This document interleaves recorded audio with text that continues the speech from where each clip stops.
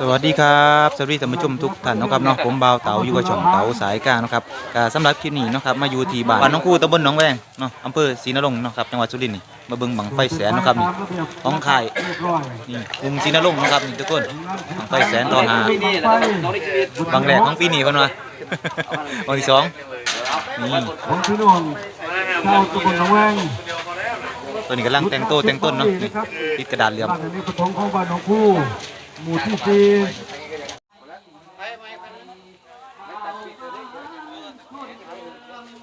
มาไม่บอกคนอยู่บ้านเฮ้ยเนี่ยผมมาเว้ยปล่อยมาพ่อช่วยปล่อยมาดึงเนี่ยครับ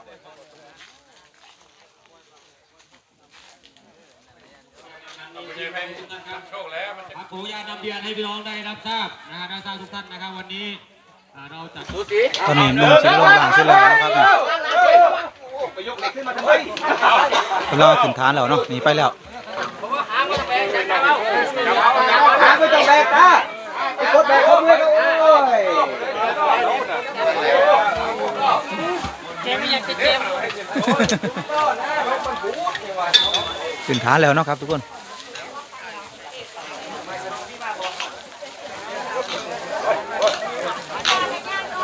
หนุ่มศรีนรงค์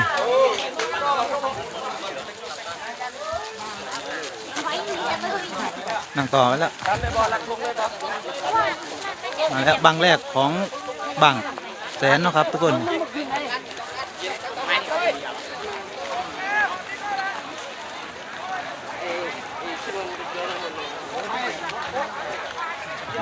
ตอนนี้คนกำลังมาเนาะครับบังไฟกำลังจุดบังไฟแสนบังแรกทุ่งแดงล่มทุ่งเขียวโป่งสะบัดทุกท่านโชคดีโชคดีโชคดีโชคหมา3 2ไอ้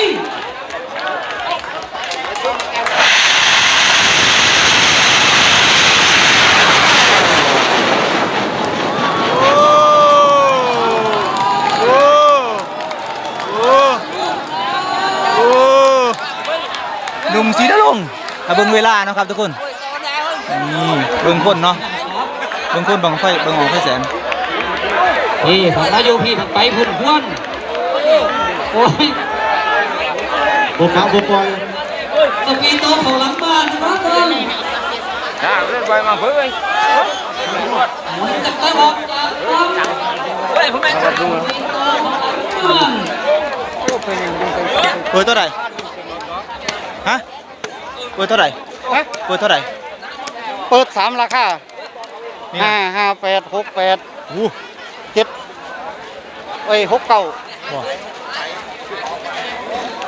ถึงแห้งรอเบิ่งกรรมการไหน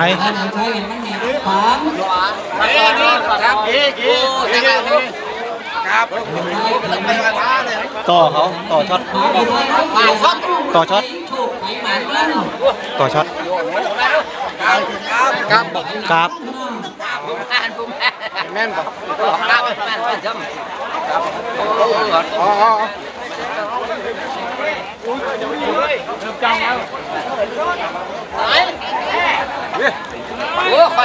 เหลืออีก6บังเนาะทุกคนตอนนี้จุดไปบังนึงแล้วบังแสนมีอยู่7บัง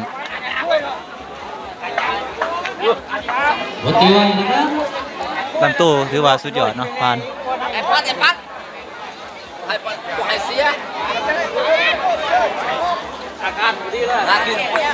อาการลงเลยแม่เอ้ยใจเย็นๆเด้อพ่ออย่าว่าหายนะเนาะหายไปได้หายไปเร็วหายสัตว์ออกตาเลยสัตว์ออกใหญ่กับหายพอใหญ่เลยล่ะพอเล่นเท่าไรดูเลยไปกับไปขวาหน้าใส่คนแอบปักบอกมาแล้วนะครับเป็นปลาขาวนั่นพูดด้วยแท้เป็นตัวปลาขาวผืนใหญ่นะครับอ้าวพูดแล้ว150ผ่านไป150ผ่านไป เดือนด้านขวาช่องน้ำเงิน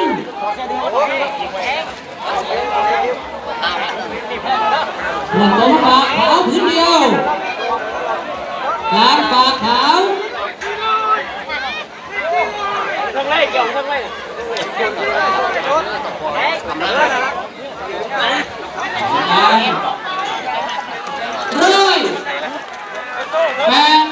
ผ่านไป โอ้180ผ่านไปแล้ว ตามมากันเยอะๆคนนี่เพื่อนโทรมาได้ ปูนเขา4อยู่ ขนาดนี้200คะแนนผ่านไป โอ้200คะแนนผ่านไป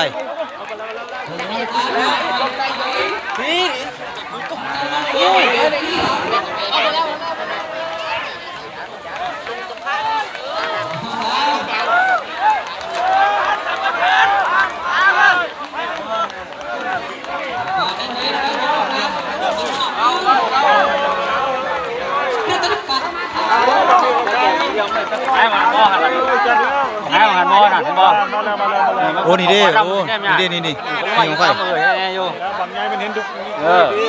พี่300ให้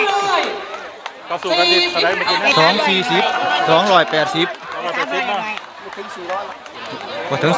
ถึง300ดอก ลงไปโพด มันค่อยลงเร็วมันโผล่เร็วโผล่ เสียหายมันเต็มที่ครับเป็นงามลงไปลงมีปัญหาเลยครับการลงไปขึ้นเบิ่งงามเลย ลงไว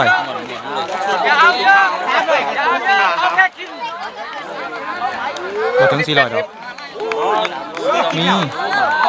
320เลยบอล สู้ได้2-5เลยบ่เลย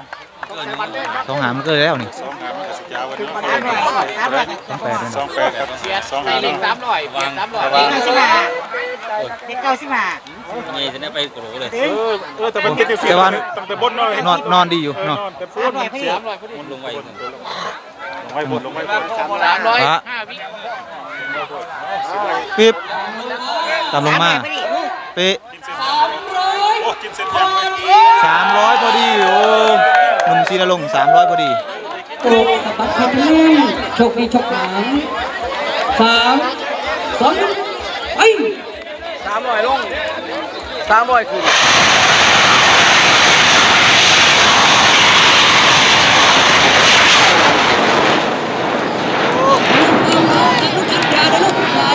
อย่าเบาลูกเบาโอ้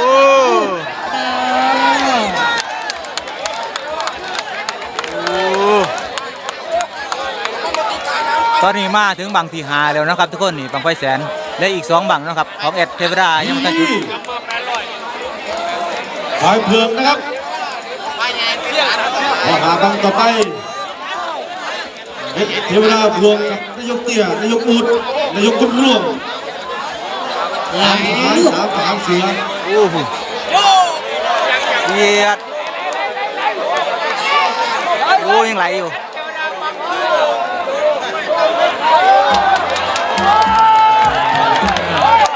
ตอนนี้แอดเทวดามาขึ้นฐานแล้วนะครับ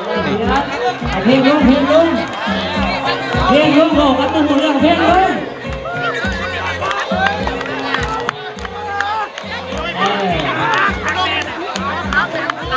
ภาพเปิดเพลงคนนี้กินตลอดนะครับ โอ้กินไว้ไอ้กินไม่ถูก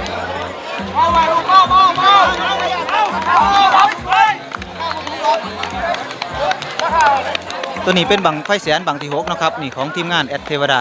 เคลื่อนตัวน้ำปลาน้ำเงินทีเดียวเดี๋ยวภาพแต่ว่าเพื่อนผิดเที่ยง เทปไก่หน่อยเป็นมือหลังเนาะครับ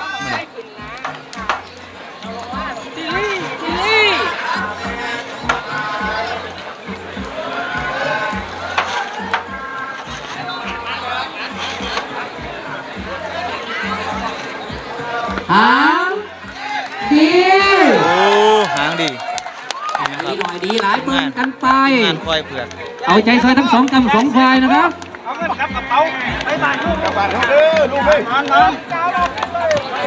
เคลื่อนตัวที่ฝากพื้นเดียวนะครับเลยครับยอดรับขึ้นมาหาพี่หาน้อง ไปกัน ตาเปล่าก็เริ่มชัดเจน150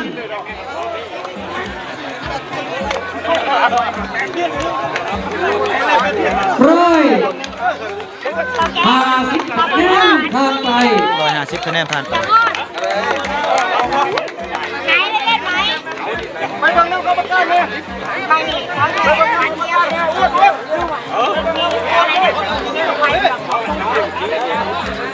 บอกผู้ชายอย่างนี้เขา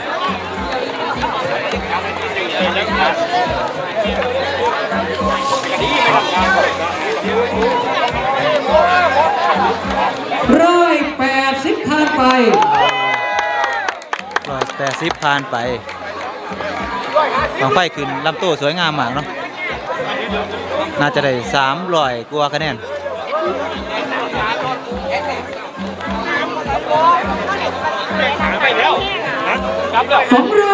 คะแนนผ่านไป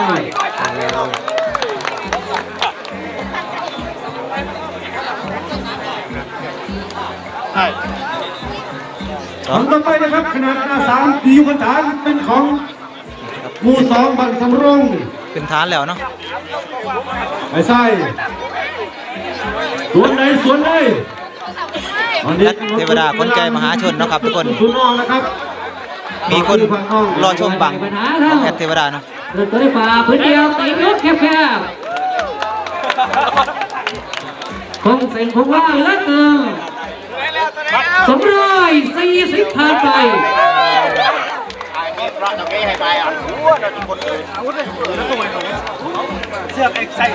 ตีรถแคบๆนะครับ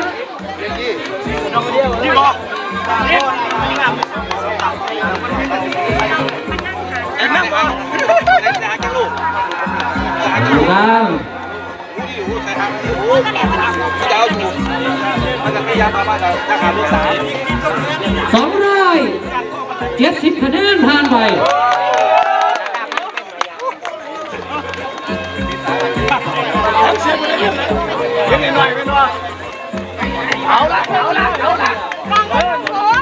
เราต้องฝ่าพื้นเดียวตลอดนะครับ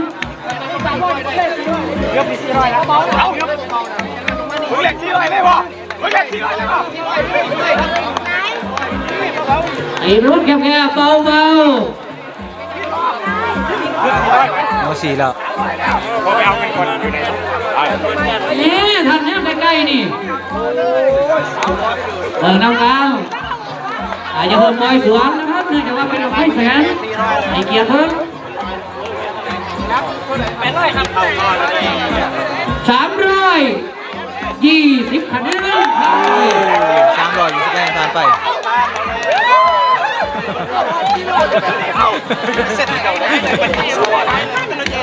เบาดีความดีเหลือเกิน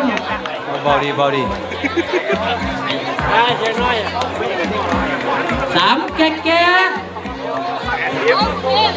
โอ้นี่บังไฟ 350คะแนนผ่านไป 350ประมาณนี้กับประมาณ410ประมาณ410โอ้ฟังได้ยินทีนึงบอกออกแล้วเนาะ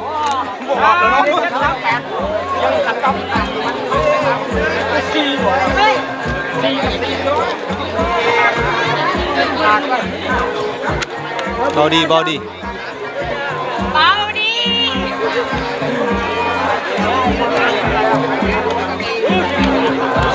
บังไฟแสนยังมาตันตกนะครับทุกคนบังไฟแสนของไอเทวดากำลังแต่งโตนะครับถึงฐาน ตามลงมาเป็น395คะแนน395คะแนนนี่บังไฟแสนทีมงานควายเผือก สำหรับบังไฟบางนี้นะครับพี่น้องนะครับราคาทางคุยกันก็ได้นะครับ ผมก็จะให้ปล่อยให้พี่น้องเบิ่งคุยพี่เพราะว่าพี่น้องได้เห็นในโลกของโซเชียลทั้งเฟซบุ๊กทั้งแฟนเพจทั้งไลน์ต่างๆหน้านะครับบ้านนี้นายกเตี้ยนายกบุญร่วมนายกวุฒิเอามาให้พี่น้องดูฟรีนะครับของแอดเทวดาขอให้พี่น้องจงโชคดีนะครับ ไปถึงงานโชคดีโชคหมาน3 2 1ไป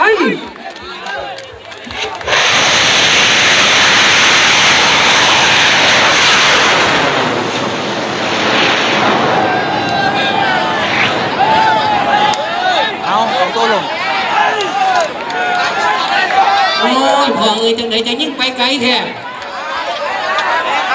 ไปนอนไปนอน ไปเตะของหลบกันนี่ทั้งที่ไหนครับ ไปนอนไปนอน ตัวไหล เอาโต้นอนเบิ่งมาเบิ่งคนเขาเบิ่งแอดเทวดา ยังโน้มยังไหลนะครับ แต่รอบแรกให้ขึ้นเขาแน่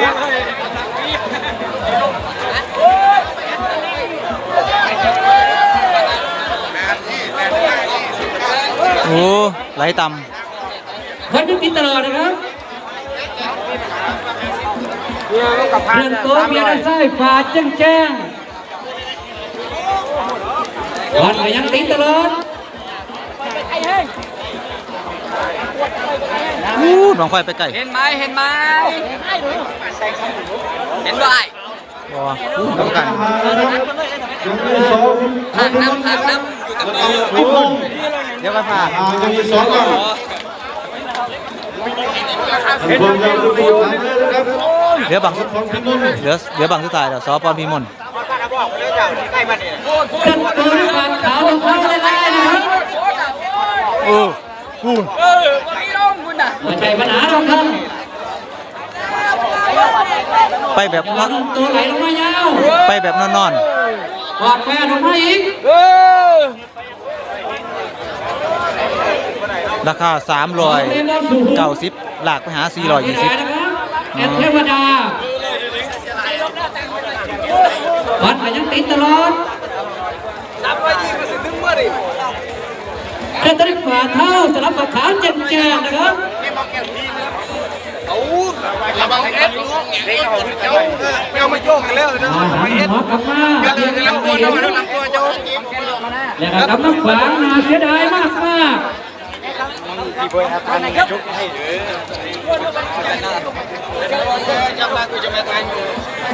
อีกบทบาทจะกระต้องฝ่าแจ้งๆนะครับประมาณ2 ว่าตำแหน่งหาง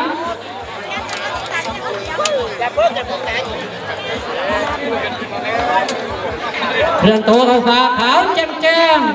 ๆขาวเป็นคลื่นตรงว่าฝ่าเท่าสลัดมือผืนเดียว180ผ่านไปเดี๋ยวด้านขวาฝ่าขาวปุย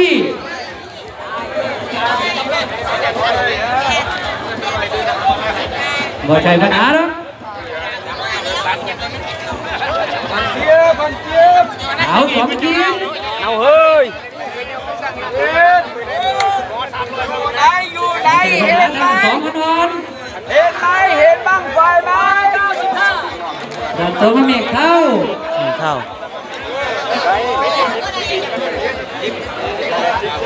อุ้ยยิงไปเปลี่ยนเก่า หนักจะได้นักหาผ่านแล้วใจยกแล้ว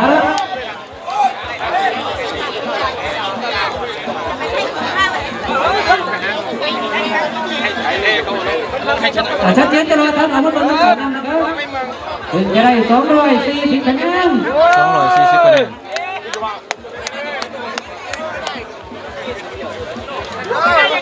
ประมาณ10 องศาครับ 10 องศา10 องศา200ไม่ถึง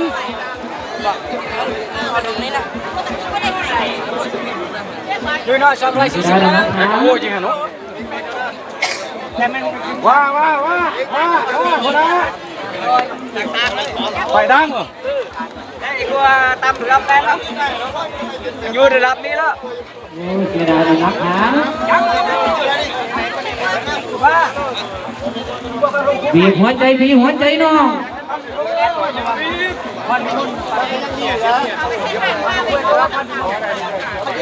ยกการชมตรงกลาง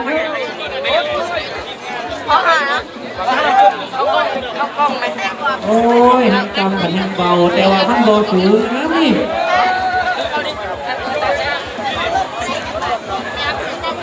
เขาเล่นในนักเขากล้องเราจะกล้องนี่เดี๋ยวคนดูได้นี่ได้เราใส่ละ เป็นเสียวเป็นเสียว ยังมาตกอีก ตามลงมาเป็น ปึ๊บ 320 คะแนน 320 คะแนนแอดเทวดา ให้ซ้ำไรให้ซ้ำละ โซบี ไป ต่อต่อคนสวยโซบี เจ้าขุนทอง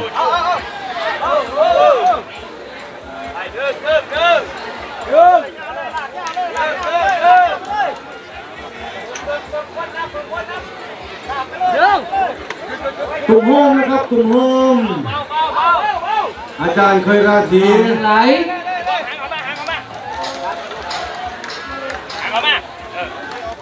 ทางหางของจันยังมาตั้งแต่บ่ายเด้อตุ่มโฮม น้องยังไหล กำลังขึ้นฐาน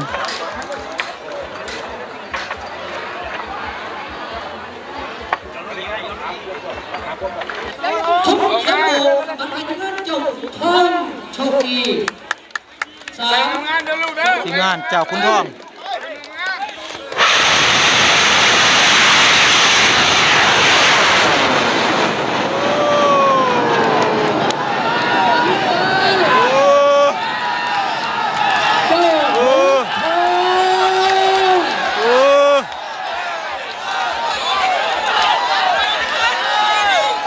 โอ้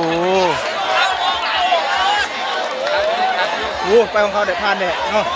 กระเป๋าได้ผ่าน400แล้วอุ้ยจำผ่าจำเงินเขาบอกไปจำเงินเขาบอก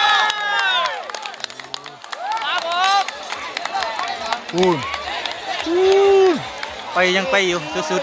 ๆเปิด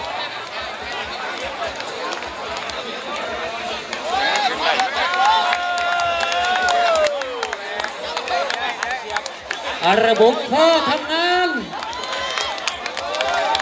การเดินทางถือว่าดีเยี่ยม นั่นโอ้ยังไปอีก คุณหกคุณ เปิด ด้านขวา ผมได้10,000กับหลายคนนายกรวมนายกของพื้นที่ รอฟังราคานะครับทุกคน เขาเคยให้เขาดังใช้มือขาที่เดี่ยวขาเนี่ย คนคนติดโรยไป ครับเปียกเข้า เอาลึกล่าง 400อยู่บ่ 400 พอดีขึ้น เฮ้ยบังแอดเทวดาปล่อยคือออกโตลมเลย มันแล้วแต่นี่แหละ น้องสิได้เนาะตีเงินว่าได้ปล่อยให้ปล่อยเลยบ่ ทำไปรุ่นสามไป แล้วก็ว่าเล่น37 47 โอ้ 47 อย่าพึ่งดีใจอย่าพึ่ง บ่ได้ บ่ได้เขาจะเอาเก่า390 420 อ๋อเฮ้ยถ้าปล่อยออกตรงกันน่ะมัน400ไม่สิอยู่บ่ บ่อยู่แล้ว บ่อยู่เนาะมันออกไป เติมเลยแต่นี่มันลง ลมโต มันออกเร็ว เพราะว่าทีบใกล้น้อยเองหลังไม่ค่อยดี นั่นแหละที่ไหนแต่ที่มาหมดมันประมาณ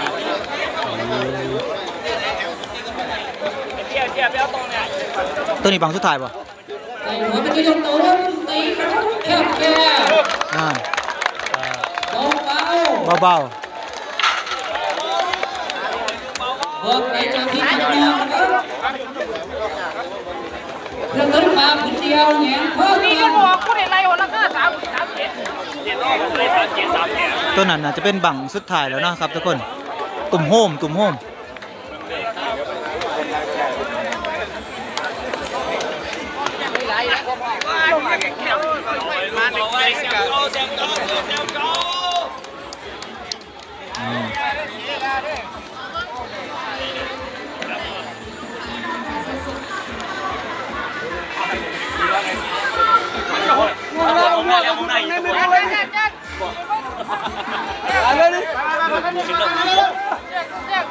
แต่คุณทองกำลังกินอยู่นี่นะครับตัวนี้กำลังตุ่มโฮมกำลังเอาบังไฟขึ้นฐานนะตัวนี้น่าจะเป็นบังสุดท้ายแล้ว ตรงตรงจะเกียรตลอดนะครับ ครับที่เวลาคุมตีไม่ได้นะ เป้า อ่ะ ตีไม่ได้นะน้ำคง เพื่อบริฝากขาวน้ำเงินแจ้งนะครับ นั่งต่อตรงโฮมเนาะครับทุกคนนี่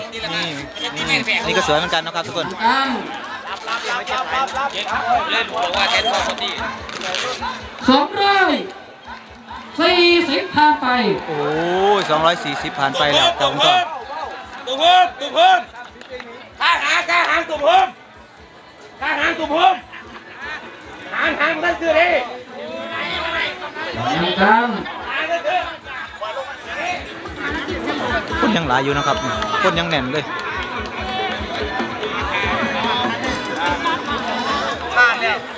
ใส่หัวไปเดียวตัวตีกันแล้วแคบๆนะครับ270ผ่านไป โอ้270ผ่านไป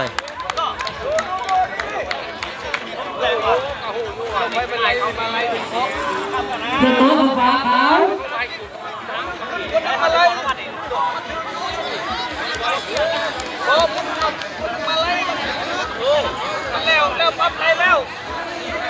เอาน้องได้ตามมาชัดเจนนะครับเหยียนข้อตามเท่า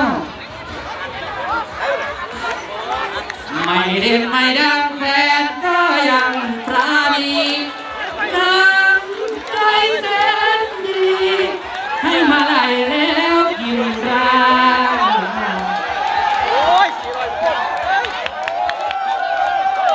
รักอะไรแอบร้องไห้กินน้ำตา ดีไม่ค่อย บางครั้งคิดว่า เบาดีให้พ่อแม่มาเห็น โอ้ 330คะแนนผ่านไป 330คะแนนผ่านไป เจ้าขุนทองสุดยอดมาก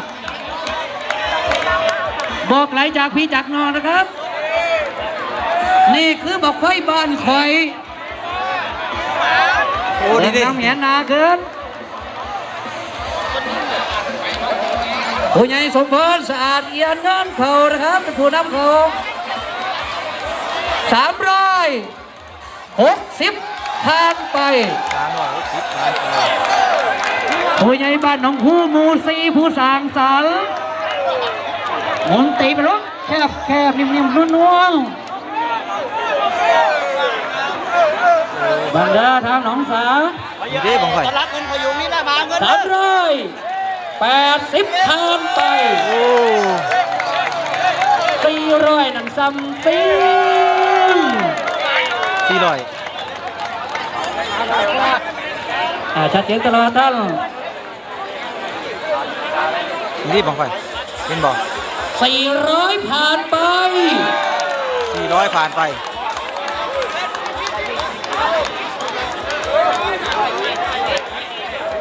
จังหวะสุดท้ายปิ๊บ 413 413คะแนนโอ้เจ้าคุณต่อ มันตกใกล้ได้ซ้ำใดซ้ำนั้น ตอนนี้ตุ่มโฮมพร้อมแล้วนะครับทุกคนเป็นบังสุดท้ายเนาะของปิดงานวันนี้บ้านหนองคู่ตำบลหนองแวงอำเภอศรีนรงค์จังหวัดสุรินทร์เนาะเป็นบังสุดท้ายนะครับปิดรายการ เขาแข่งกันครับโอ้สวัสดีครับโชคดี3 2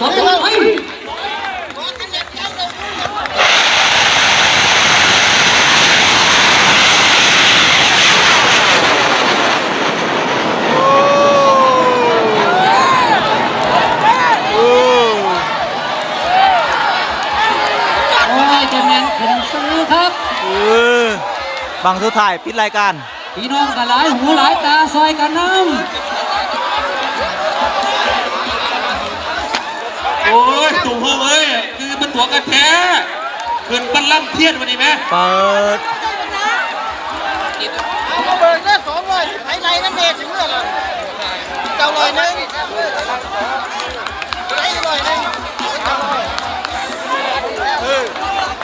แล้วประมาณนี้เป็นคือ พี่บามาเอ้ยบางทีเห็นแน่พิมพ์บางนอกบัดนี้เนาะ นั่น จำเป็นแสนยังไม่เคยหนีเขาก็ถูก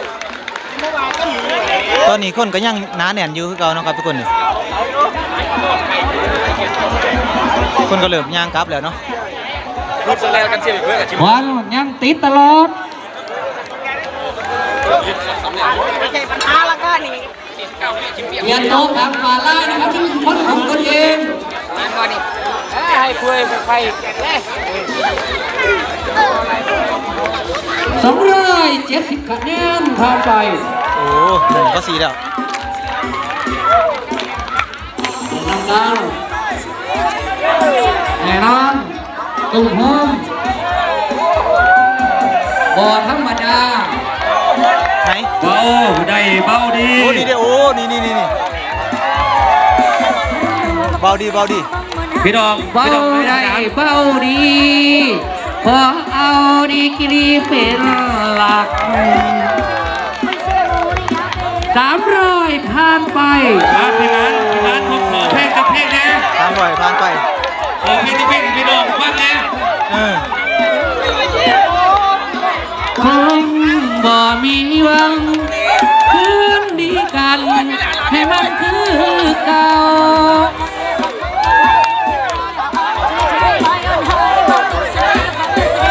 เป็นสูตรกันแล้วน้ำเมาก็เอาน้ำเหล้าพาไป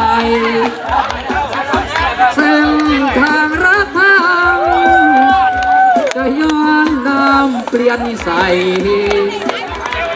ยังเอาคืนบ่ได้นอกจากห้องในนับขวดยาดองบ่ได้เธอเจ้าของมองบ่เห็นความดีของเมีย360ผ่านไป 360ผ่านไปไปเยอะไปใหม่ โอ้ยแน่นอนชัดเจนตลอดเดินทาง ทำนี่ก็เอาแล้วถืออะไรแล้ว